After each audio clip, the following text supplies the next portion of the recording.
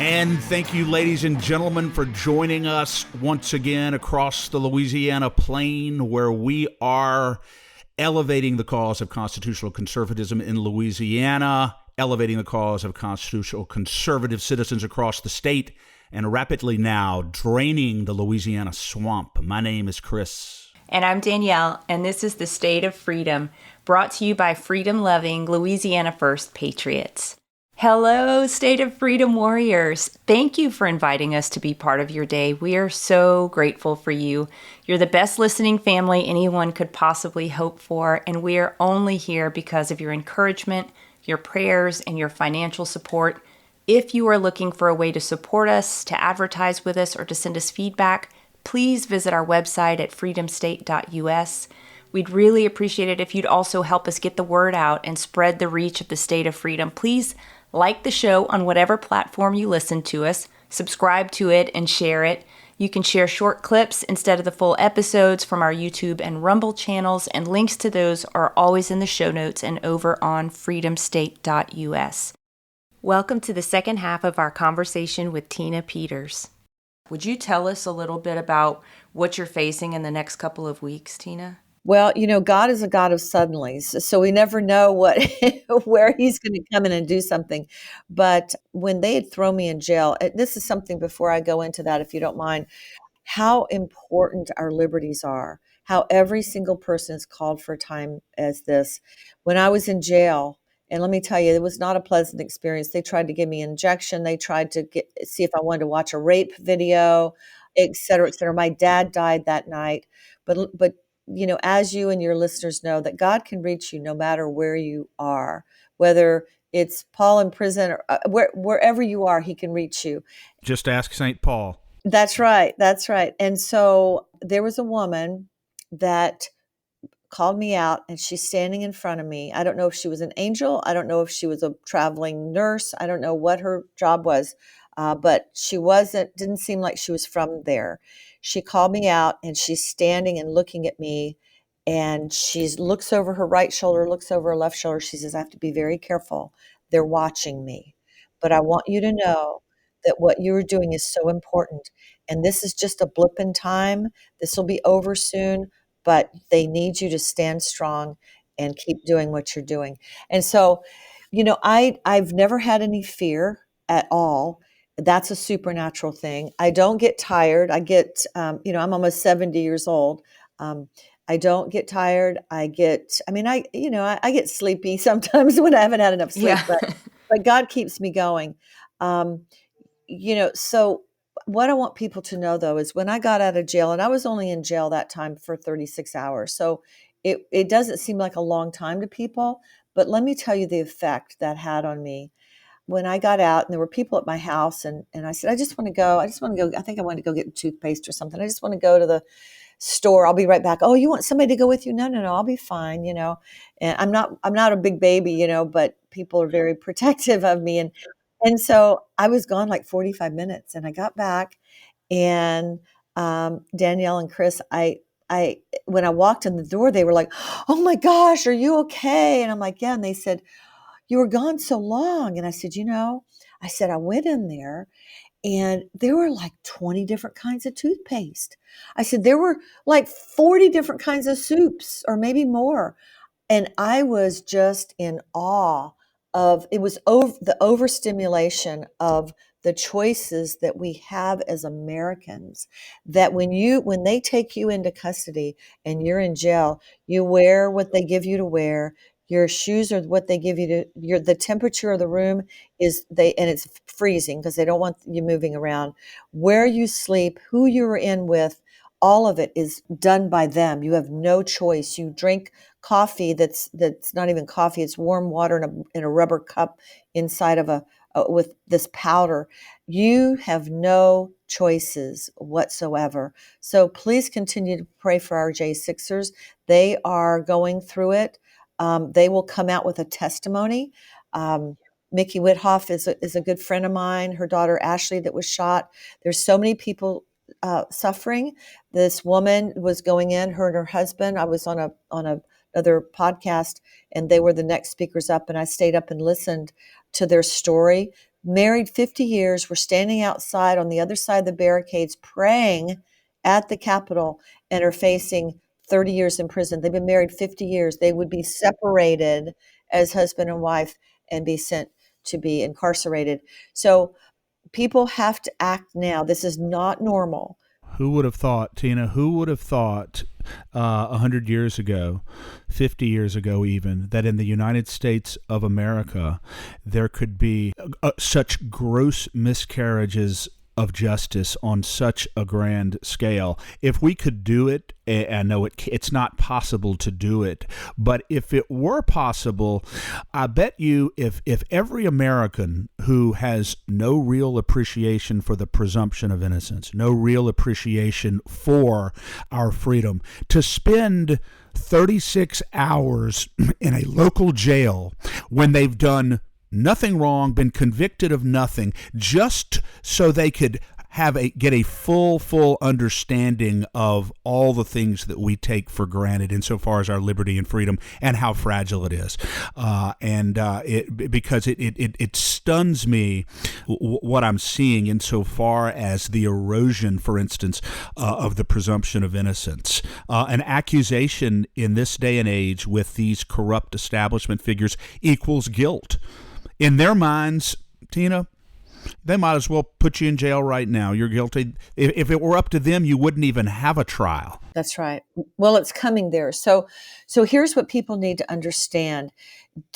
When you're called for jury duty, don't make an excuse to get out of it. You have to stand up. Let the people that are lazy or don't understand how important your freedoms are, or let them try to get off jury duty. But you stand up. If you get that notice in the mail, you want to be in jury duty.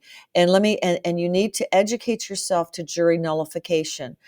Jury nullification, and I have learned so much over this period of time, but jury nullification is, even if, and in my case, I have broken no laws, but even if someone's broken, there's so many laws that they've put out that if you walk across the street, you're breaking a law. I mean, these criminals have put so many regulations and so many laws in place that are not godly, that are not righteous laws. Even as a juror, if you believe that person's innocent and you feel like God's telling you that you need to acquit that person, you have the power to go against the law. And most people don't know that. It's called jury nullification. People need to go and research jury nullification and that's why when the jury walks in the room, even the judge has to stand up and honor them, because they are the most important person in the room. But many people that are jurors they're intimidated because they've never done it before. They don't have the knowledge of their power, and they let the judge tell them what to do or intimidate them and so forth. So I would encourage every listener to understand, research. There's good material out there on jury nullification. And if you're on a jury and there may be 11 people that say, no, we're going to vote this way and you need to come with us, you don't have to agree with the crowd ever. If you feel God telling you that you need to make a different choice. So I wanted to say that. Before you go on, Tina, I just want to emphasize your point about the jury nullification, and it is because it is so very important. Our founding fathers absolutely taught that the jury is supreme and sovereign over the facts and the law, and they have every right even to abrogate a law or simply to refuse to convict someone of violation of a law that the jury determines is an unjust law. And so you are so right. The issue is that because of the increasing power of our federal courts and they have slowly but surely eroded the doctrine of jury nullification, which was embraced by our founding fathers, and now in many many jurisdictions, if not in most jurisdictions, the lawyers are not even allowed to talk about jury nullification in the jury selection or even during the trial. So the jury has the supreme right. They are masters of the facts of the law. They are the boss, but you're not supposed to tell them that during a trial or before in jury selection, which is truly odd to me. Yes, yes, they don't. They want people to be ignorant of their rights. And that's why it's so important now more than ever to know your rights and to stand up for them. Now, there are some other things in play right now. I have a injunction. I've filed an injunction to stop the trial. I don't know that it'll stop, but it is the because they violated my First and my 14th Amendment rights, because I was just trying to redress the grievances of the people who elected me. That's my First Amendment, is to redress your government for your grievances. And I had shown them over and over and over again the criminality of what was going on and what is going on in our voting systems. So they've clearly violated my rights as a citizen, and we've brought them proof after proof after proof. Now, what's going to happen this week is, so they'll start looking at the jury questionnaires, and then the jury will be selected on the 8th, which is just a few days, February 8th. And then the jury will be impaneled on Friday, and the trial will start maybe opening arguments on Friday, the 9th. And then it'll be full swing on the 12th through the 21st, taking out, I think, President's Day and the weekends there. So, but God can do anything. God is God's sovereign. I'm not afraid. I believe the truth will come out. And just so you guys know, and I'm giving you a little advanced peek, there's more coming out. There's more coming out. I said this is the year of the whistleblowers, about the information that was revealed, that has yet to be revealed. And so keep the faith. I won't stop fighting. I will always stand up for truth. And God, what God leads you to, He'll see you through. And people need to understand that, is don't be afraid. Fear is our enemy. God gave me this morning. He usually in the morning, He gives me because I never think of what I'm going to say. I just let Him speak through me. But He gave me this morning in Isaiah, I think it's 14. It's in my head. I haven't looked up the scripture yet. But one day we'll look on the earth. I will look and see, is this the one that made the earth tremble? He's talking about the enemy. We'll look, and I imagine him as a little golem-like creature that people were so afraid of because of who they thought the enemy was. And, our God's greater. And one day we're going to look and we're going to say, why was I even afraid of this?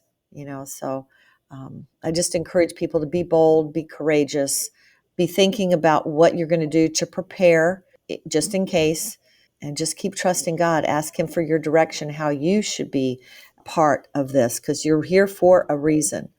Yeah, we are here for a reason. And it seems, Tina, that the sinister powers that are arrayed against us, that are, as you said, making every effort to destroy our freedom, they want everybody to exist in either a state of chronic fear or a state of apathy. That's what they want. And everything that they do is designed, it seems, to have a chilling effect on us and paralyze us with fear. And I see it all the time, and I'm sure you see it all the time. And you already have given advice about what people should do. But if you had... Let's say someone woke up this morning and maybe they have information about corruption in our government, maybe even information about corruption in our election system, but they are so afraid to go forward because of the adverse consequences that they feel they would face, and maybe they've known for a long time about information, but they can't bring themselves to go forward. What would you tell that person or those persons, if they were listening, to give them the courage to be able to move forward and do what's right? There's ways that you can be protected and the information can get out. God has allowed me to, like I said, know Mickey Whithoff with the J6ers. I know people on the border, that are heading all that up, and of course in elections and many other things. So if there's something that someone feels, you can always reach out to me, and I can put you in touch with people that handle that certain aspect that can help you, come alongside of you. My website, tinapeters.us, you can reach me through there. But I would say stand up and speak out, because God is with you. He will protect you every step of the way. They have tried to do so many things to me. And I know that the prayers of the saints, I can feel them. I feel the protection around me. And what God calls you to, I'll say it again, He will see you through, and He'll make the path. So what the enemy wants to do is to keep you afraid and like you said, paralyzed, Chris. And you have to break through that, because it's a paper tiger. It's not real, and you're being nudged to come forth. So be brave, do it, and you'll be protected. I'm excited to share a fantastic opportunity for State of Freedom listeners who are interested in investing in precious metals or even starting a home-based business in the precious metals industry. Metal Stacks is a precious metals collectors club where you can buy your metals at the best prices on the market, actual dealer cost. They are beating the big sites. They have no credit card fees and no minimums. If you're just interested in purchasing metals at a great price, visit metalstacks.com/dwalker. Get to shopping, that helps me out. I get the commission. You can also refer people to Metal Stacks for an additional income. If you're interested in learning about the referral business aspect of Metal Stacks, email me directly at danielle@freedomstate.us for more information. Tina, if you were going to speak to the election officials in the state of Louisiana at the local level and at the state level, how would you advise them? We're a 100% Dominion state. Okay. Well, keep a watch out. There's more coming out right now. But I would say, as a clerk, what I would do if they hadn't have kicked me out of office, I would have said, okay, if I was in their place, okay, for now, we'll use these machines, but I'm going to implement another process. And after they come out of the machine, I'm going to have our bipartisan judges that are probably sitting there doing nothing during the election for periods of time while they're waiting for ballots to come in. I'm going to have them actually hand count, tally it by hand, and just compare the two. It's just another process that I'm implementing. Here's the thing, and I was going to say this, thank you for bringing it up, Danielle, because as Secretary of State, I was going to completely get rid of the electronic registration, voter registration. I was going to wipe it clean. And I'll tell you why. You can't go in and just fix it. A clerk, and I don't know if it is like this in Louisiana, but I always marveled, why are they not letting us go into the registration database from the time the election starts until it is certified? And what it did to us was, then my staff had mountains of work to do to catch up for all those days that they weren't able to correct registration, details in the registration database. So, but we know from Dr. Frank's work, what they're doing is they're making inactive voters active, voting for them, then making them inactive, putting things back the way it was. So I would completely get rid of the voter registration database. If you want to vote in this election, you come in, you show the clerk, or the elections official your ID, and they register you. And then every 2 years, you need to do the same thing. And that would keep our rolls clean, hopefully, and use paper poll books. Paper poll books, vote the same day of elections.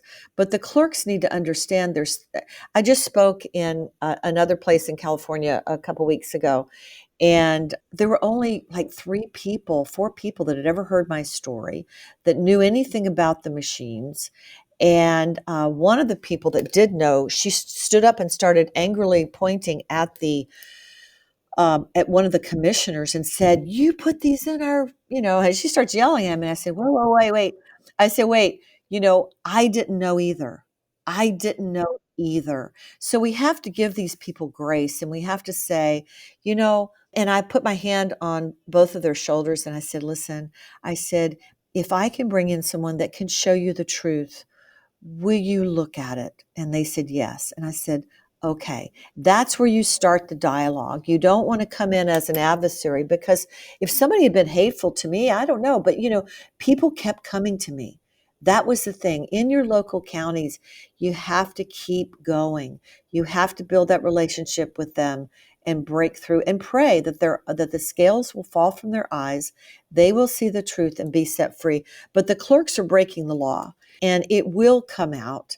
They are breaking the law if they're allowing a vendor who is a state actor to come in and monkey with their elections that they are sworn by oath to uphold. And so they are breaking the law, and they need to know how serious that is, because when it comes to be known, they may find themselves sued.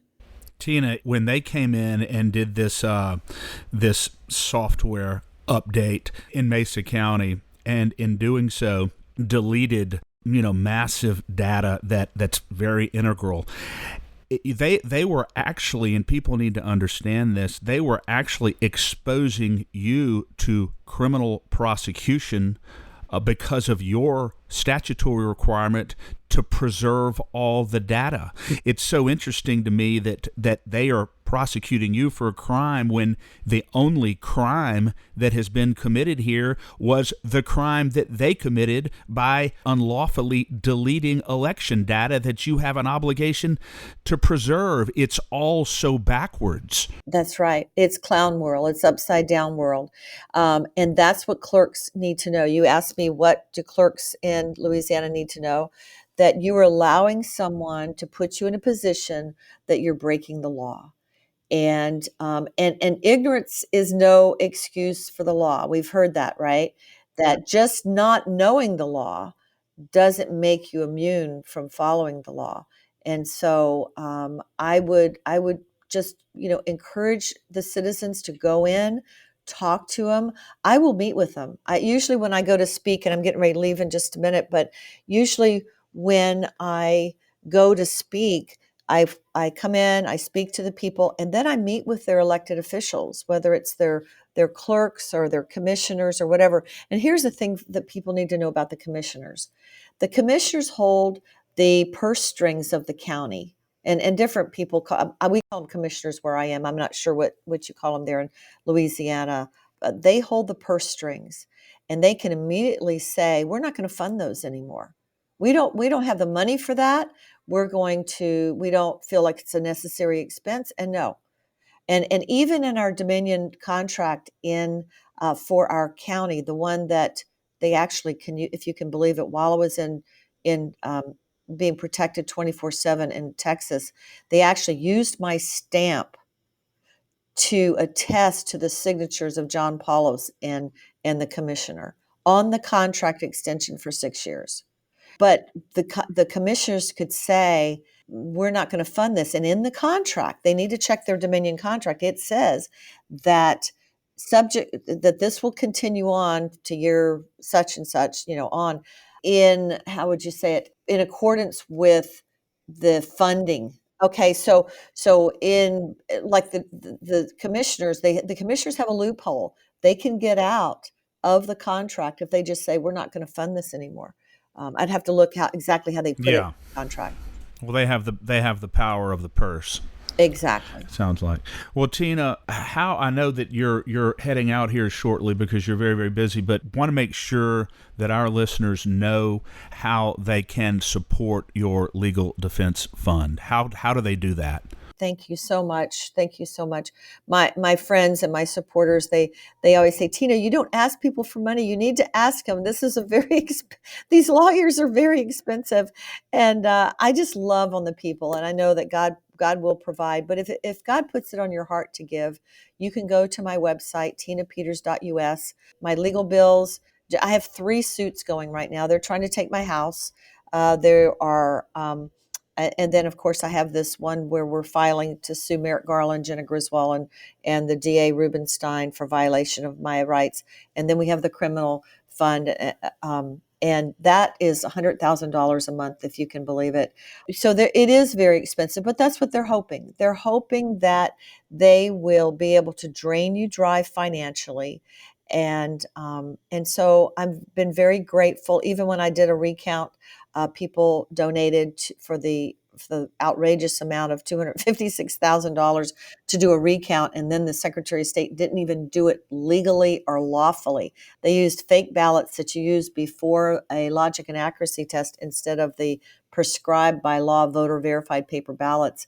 That right there would have proven that they had cheated my election. So there's a lot of work to do. We've got to chip away at it. We will win this war. And if people will donate, like I said, they can go to tinapeters.us. And as a gift to them, there is a PDF on there of the, or you can order it if you want the hard copy on Amazon, but there's a PDF of the 100-page article in Capital Times that they can read the whole story. There is the movie selection code that I encourage them for free to make a copy of and walk door to door, pass it out to your friends and neighbors. Tell them you'll be back in 3 days to pick that up to see what they think. And we've got to open the people's eyes up, because let me tell you, the person that is next door to you or down the street from you could be very, very dangerous if they don't have this information. When everything hits, whether it's all these military-aged men coming over the border, being dispersed all over this country, whether it's hungry people knocking on your door and they're desperate, whatever it is, if you don't know who your local community is, you need to know who you can trust.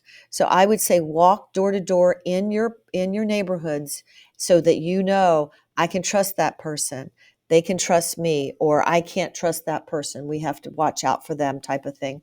And that's what I would advise people to. But go to my website, watch the movie, pass it out, send it out on your social media, but don't just sit and complain about what's happening in the Biden administration, which is really not the Biden administration. Don't complain about it. Get out and do something. And I appreciate any support that you can throw my way. Thank you for asking. And to finish, I have to say this in response. I read a quote from you last night, and I loved it, and it just resonated with me. You said, "There are more of us than there are of them, and they can't take us all out." That's right. And it is so true, and we have to remember that there are more of us than there are of them. And one person with courage like you has such a resonating effect, not only across your state, but across the country. So it's so important that our listeners support you in every way possible, financially, with prayers, and in every way they can, because of the implications of what's going on with you for all of us. Thank you. Thank you so much. And God bless you for the work you're doing to get the word out and encouraging people and praying for people. I'm very grateful to God. He's got this. We just need to be do what he tells us to do, what he's commissioned us to do. We're the hands and feet. So That's great. And we'll want to have you back on, Tina, whenever you have great news to share with us, because I'm believing you're going to have great news in the days ahead. thank you so much. I appreciate that so much, Danielle and Chris and all those out there. God bless you. All right. Love you guys. Love you. Bye-bye. Chris, where do we even start? I mean, this woman is fearless. She is just such a warrior, a champion. She's a total role model. And I wish we had 500 of her in Louisiana alone. Yeah. Or just one. Or just one. But I'm just so inspired by her strength. You know, as I said, I believe during the show, maybe before, but I think it was during the show, you know, I've observed a lot of political figures, a lot of public figures over the years, and I'm not sure that I can think of one who has been hit from every single side it's possible to be hit with like she has. And yet she seems to just get stronger and stronger. And I'm sure that she would say, if we were to ask, that that's just a testament to her faith. Yeah, 100%.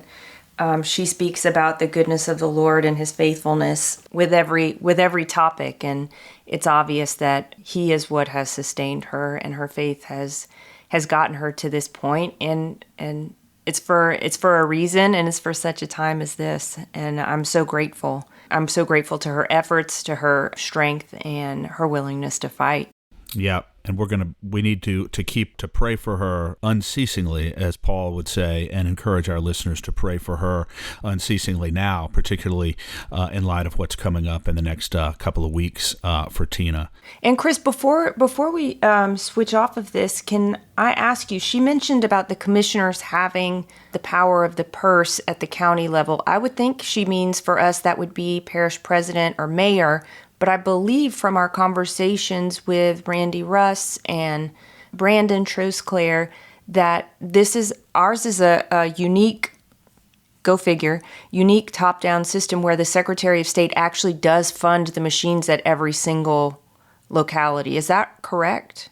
That is correct. The power when it comes to our election system and the allocation of funding for our election system is concentrated in the Secretary of State. And that's what is meant by the expression top-down state. Some people would argue that it should not be that way. Many argue, in fact, Dr. Russ has argued that the power over the process should be concentrated on the local level. But that's not the way it is in Louisiana. And so I would say that would differ from the way it is in Colorado and probably other places. But Danielle, I'm thrilled to have been with you today. I'm just so inspired and enriched to have had Tina Peters on the show today. And as always, so thankful for the broad support that we're gaining for the state of freedom across Louisiana. It is inspiring, and needless to say, we couldn't do what we are doing in becoming the conservative platform in Louisiana without them. No, absolutely. If people would like to support us financially, you can do that at freedomstate.us, or you can send a check if you prefer to P.O. Box 861, Berg, Louisiana, BOURG 70343. And also, Chris, for any support to LeCag, which is upfront and personal, front row seating at the legislature, often testifying on behalf of issues such as election integrity, not on behalf of issues, on issues such as election integrity, on behalf of the citizens and the will of the people. And people can support LeCag by visiting lacag.org, lacag.org, and the P.O. Box is P.O. Box 64952, Baton Rouge, Louisiana 70896. When you think of your eyes, your ears, and your voice, the ordinary citizen in Louisiana, in the legislature, I want you to think of LeCag, because you are our sole loyalty, what is in your best interests as a hardworking Louisiana citizen, and of course, what is consistent with the Constitution. Those are our two concerns, and we have no other loyalty except to you. So we encourage your support. You couldn't make a better financial investment that allows us to continue to build the resources to fight for you on the ground level in the legislature, and it's such an honor and privilege to do so. And it is, as I said, Danielle, always a thrill to be speaking with Louisiana citizens, to share this platform with you and with patriots like Tina Peters and others across the country who are fighting for our freedom. I have no doubt that each and every day we will take another step to preserve the great state of freedom in Louisiana. Amen. Thanks, Chris. Thank you. Thanks for listening to The State of Freedom. To stay on top of all the calls to action we mentioned today, just check out the show notes for the episode. If you'd like to support the show financially, visit our website at freedomstate.us. If you'd prefer to give by mail, you can send a check to The State of Freedom, LLC at P.O. Box 861, Berg, Louisiana 70343. If you own a business in Louisiana and are interested in supporting our show by advertising, please email us at info@freedomstate.us. To get involved with Louisiana Citizen Advocacy Group, visit lacag.org, lacag.org, or email Chris at chris@lacag.org. If you're enjoying the podcast, please subscribe and share it. Give us a 5-star rating in the reviews. Thanks again, everybody. We'll see you next time.